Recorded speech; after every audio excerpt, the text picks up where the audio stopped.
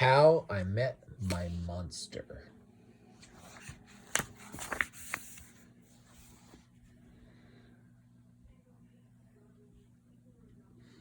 One night, when I reached under the bed for my truck, I found this note inside. Monsters, meet here for final test Z. Oh, my parents were obviously trying to trick me into staying in bed. I didn't believe in monsters.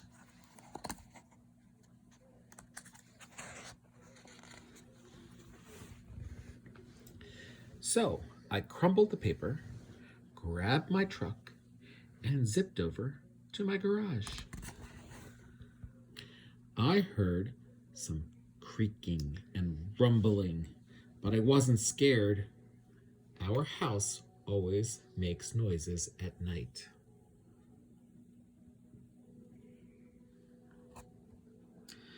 But then a voice under the bed scolded, "Stop that stomach rumbling. The child will hear you." Voices, stomach rumbling. If this was part of my parents' trick, it was pretty cool. I peered into the inky blackness. 5 pairs of eyes blinked back. "See, now he knows we're here," the voice sighed. "Once one of you has broken monster rule number 1. Maintain the element of surprise." This is no trick, I thought. There are monsters under my bed.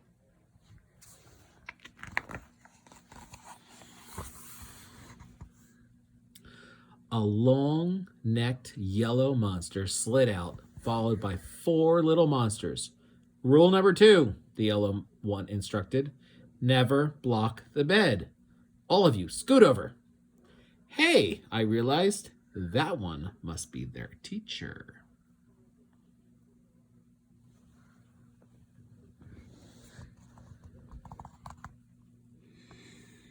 I sat up straight, mesmerized by the monster parade shuffling across my bedroom.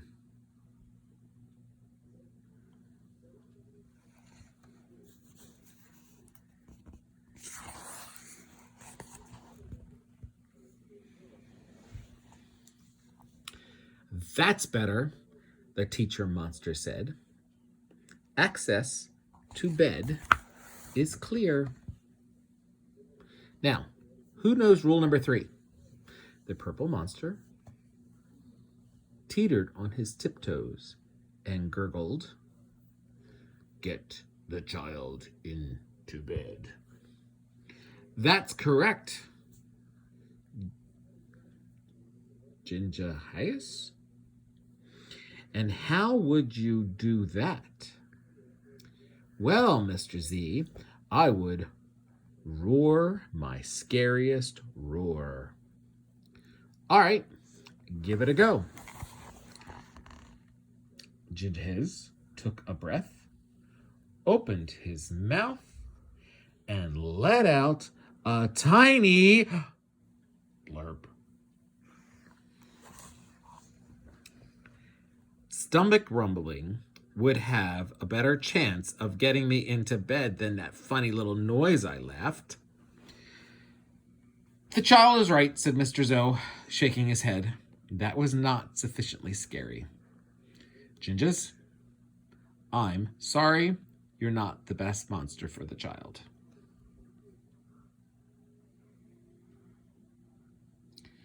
There was some creaking as Gingers slunk beneath the bed.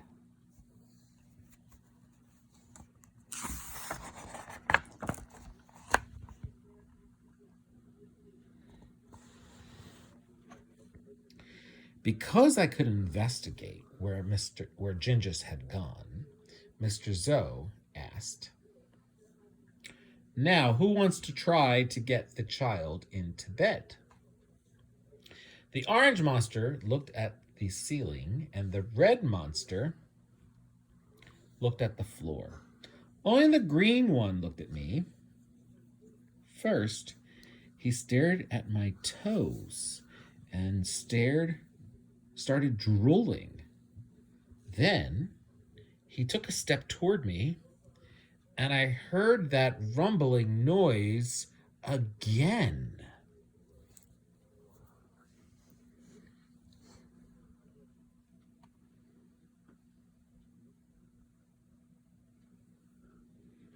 I sprang into bed so he couldn't get my feet.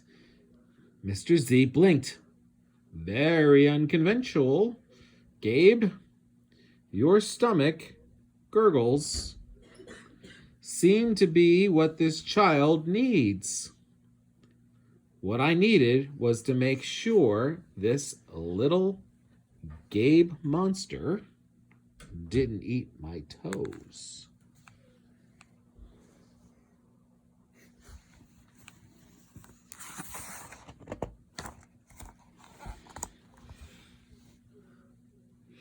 Right. You three. The child is now in bed, said Mr. Z.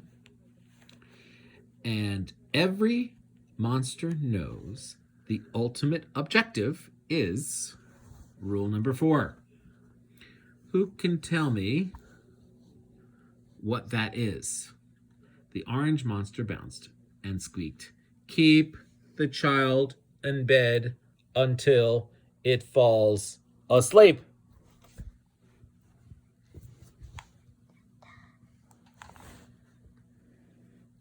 Correct, Morgan. And how would you accomplish that? Shadow puppets! Shadow puppets! She squeaked again. Gabe whistled through his nose, and I snickered. But Mr. Z said, interesting idea. Try it.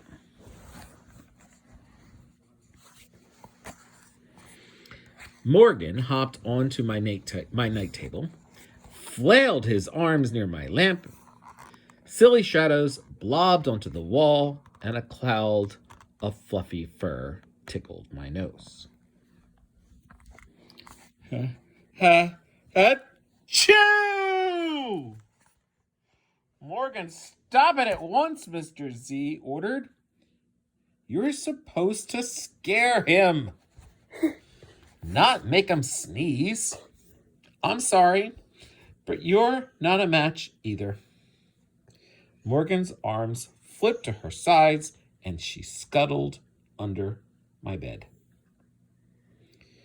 There was some more creaking, and Morgan was gone. Bye, Morgan.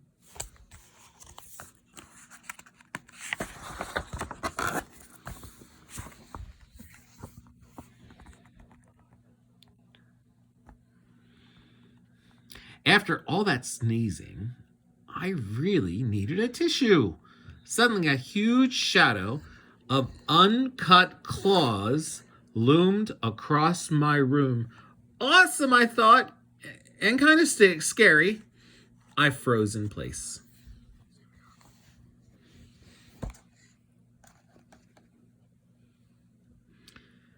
Powerful performance, Gabe, said Mr. Z. But do either of you see a problem? Ooh, I know, chirped the red monster. The child is out of bed again. Correct, Abigail. Mr. Z continued. And one of you must get him back in. Let's revisit rule number 1. Maintain the element of surprise. All at once, poof! The monsters vanished. Then I heard more rumbling. Were they hiding in my closet, making noises to scare me?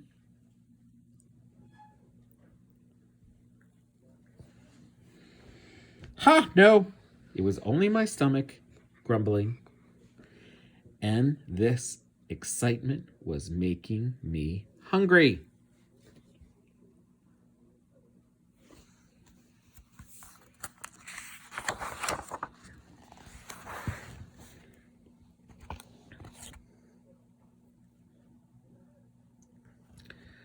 I tiptoed past the closet and peeked out the door. So far, so good. No monsters. Then I stepped over the squeaky stair and sneaked down to the kitchen.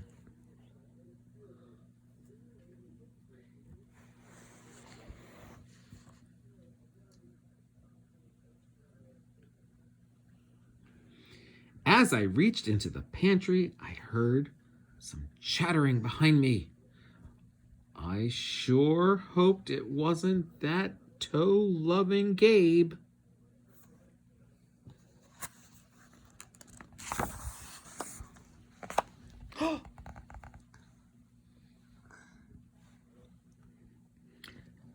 I yanked open the fridge. Ha! It wasn't Gabe. It was just the red monster, shivering on the shelf. Found you, I laughed. Nice try, Abigail, said Mr. Z, but this isn't working. You're not the right monster for this child. But Mr. Z, she whined, it's not my fault. He's not scared of me. I'm sorry, Abigail. Let's go. Abigail clumped behind Mr. Z. When I heard the creaking, I knew she was gone.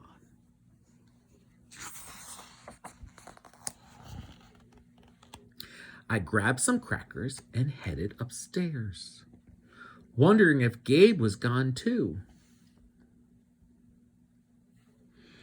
I munched all the way down the hall.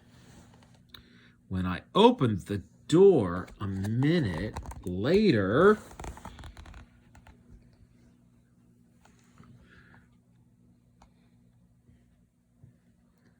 Gabe was definitely not gone. He was right there, and he was huge.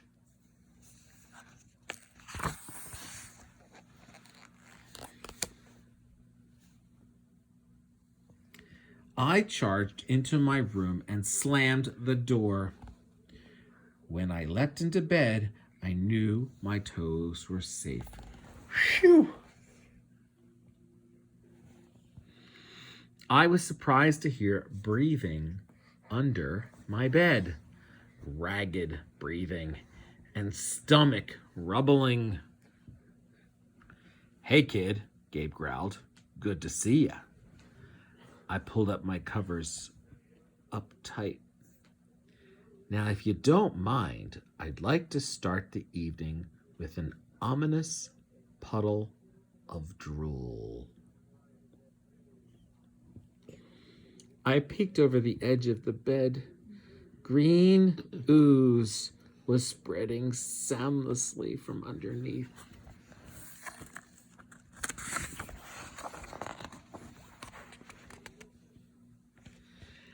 Then the bed quivered as Gabe unfurled his spiked tail.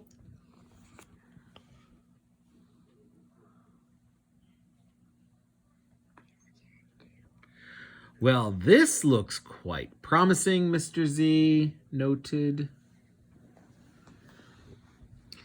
When I heard some more creaking, I knew Mr. Z was gone. I was alone with Gabe.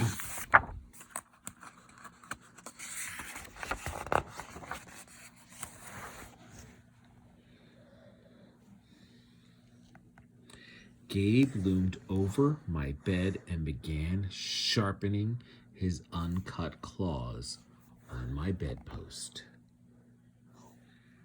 How'd you get so big? I gasped. Rule number 5, my friend, he explained. People, food makes monsters grow. So thanks for the crackers. Got any toes I can munch?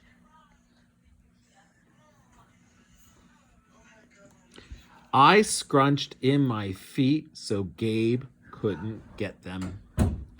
This way, better than playing with trucks.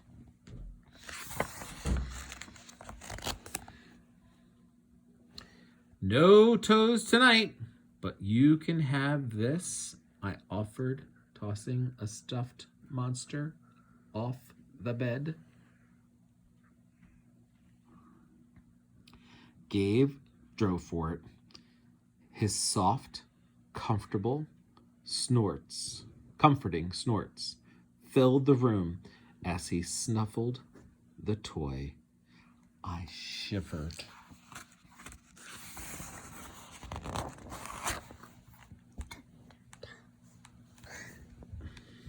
Kid, I think this is the beginning of a beautiful friendship.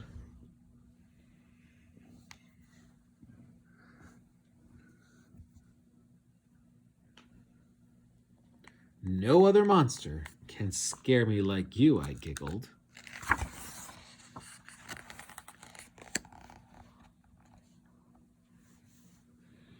Gabe was the monster for me. He snorts and oohs were perfect. I yawned, then shivered again. I was asleep in no time.